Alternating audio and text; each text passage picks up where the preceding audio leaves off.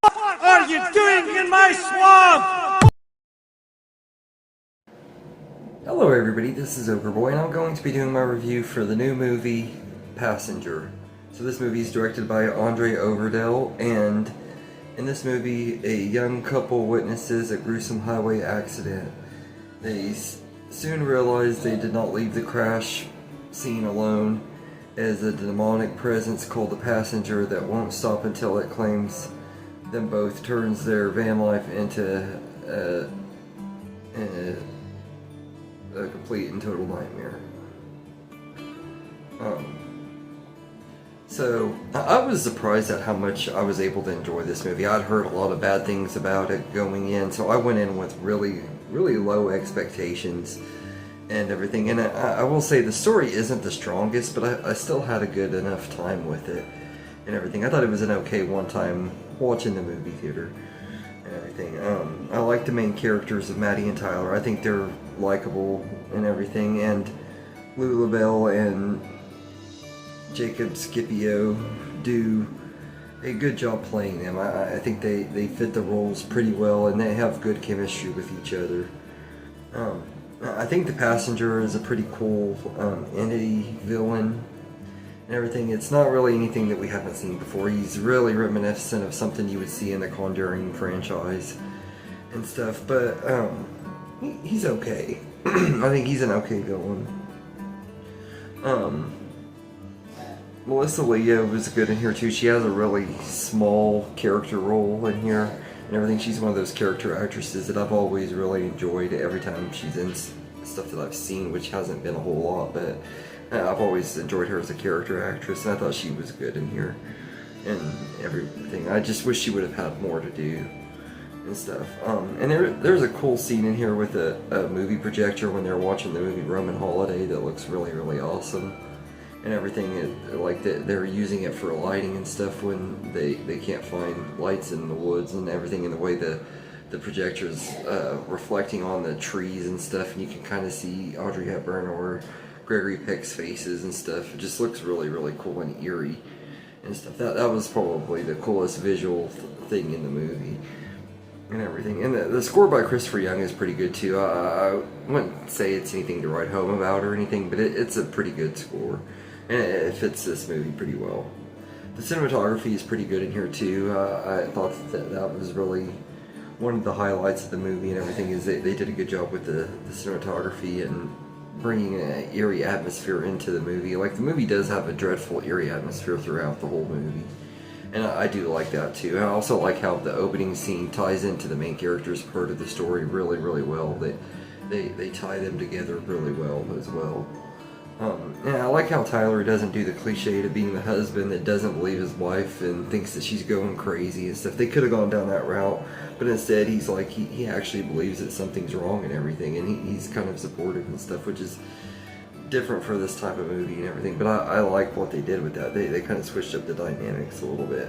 And also just the nomad setting. I've always been fascinated by the nomad lifestyle, living on the road and stuff like that. I don't drive, so it's not something I would ever probably do, but it is something that's always interested me, like living in a van, traveling from place to place and stuff like that. I've always thought that was kind of an interesting way to live and everything, and doing it in a horror movie is actually pretty good and everything. I think this movie had a lot more potential than what we got with it, but I think that the setting and stuff was pretty good, and I do think that there could be potential for this type of setting in a much better written movie.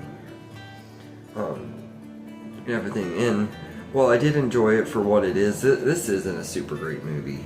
As far as negatives go, I'll say the movie is filled with jump scares that are painfully unscary. Like, you know, each scene that's going to have a good jump scare because the way the music is and everything. There's even a few fake out jump scares and stuff like that. That part is pretty bad and everything. That's where this movie does take a big dip in quality and stuff. And the dialogue is also awfully bad. Like, it almost makes the movie so bad it's good at times. Like, there are just some parts in here where the dialogue is really bad. And like at the end of the movie, after everything that they go through and everything, all the craziness they go through, this happy couple, and it felt like the most polished Hollywood ending in a movie I've seen in years. And I kind of didn't like that, and I kind of also liked it because it kind of made me kind of feel nostalgic for movies like this that we don't really get very often. Like, this does feel like something that would have came out maybe in the early 2000s or early 2010s or something like that. Like, it doesn't feel like a movie that normally would come out nowadays and everything. But all in all, I don't think Passenger is the worst thing ever. I don't think it's as bad as some people say it is. Like, you compare it to other horror movies right now, though, that's where it is pretty bad. There's been nothing but great horror movies over the last few years and stuff. But this year alone has already had some really great ones, with Obsession being one of the best ones of the decade for sure, and everything. And this movie came out, I think, the same weekend as Obsession, or the weekend after, and everything, and it was just completely swallowed by that movie and everything, which rightfully so. Obsession is awesome. If you haven't seen it, I highly recommend it and everything. But Passenger is an okay time. I wouldn't rush to see this one in the theater. I'd wait and watch it when you can get it on DVD or Blu-ray, or watch it on streaming or something. Just watch it at home. It's not a must go see at the theater type movie and everything. I wouldn't have enjoyed it near as much as I did probably if I had paid to see it. I work at a movie theater, so I get to see the movies for free and stuff. So I found it to be an okay time. It wasn't the worst thing in the world. It passed up a couple hours until it was time for me to go to the next movie I was seeing and everything, and it did its job. It was okay enough that I don't think it's the worst thing ever. It was, and I think this would also be an okay movie to be a gateway horror if you're trying to get someone into horror movies and stuff. You could have go way worse than this. I mean, there are way worse movies than this one for sure, but there are way better too. It's just kind of a okay middle of the road movie that's probably going to be pretty forgettable. A year from now, I probably ain't really going to remember this movie and everything. That's the biggest thing that I would say about it, is it's just not very memorable. So I'd say I'd give it a 6.5 out of 10. I enjoy Passenger quite a bit, but I don't think it's the best movie or anything, but I don't think it's quite as bad as some people are saying it is either. It's just kind of mediocre and everything. In a time when we're getting really great movies like Obsession, mediocre movies like this really stick out as just not being as good and everything. But anyway, let me know in the comments what you think of Passenger, and I hope you enjoyed this video, and have a good day, everybody.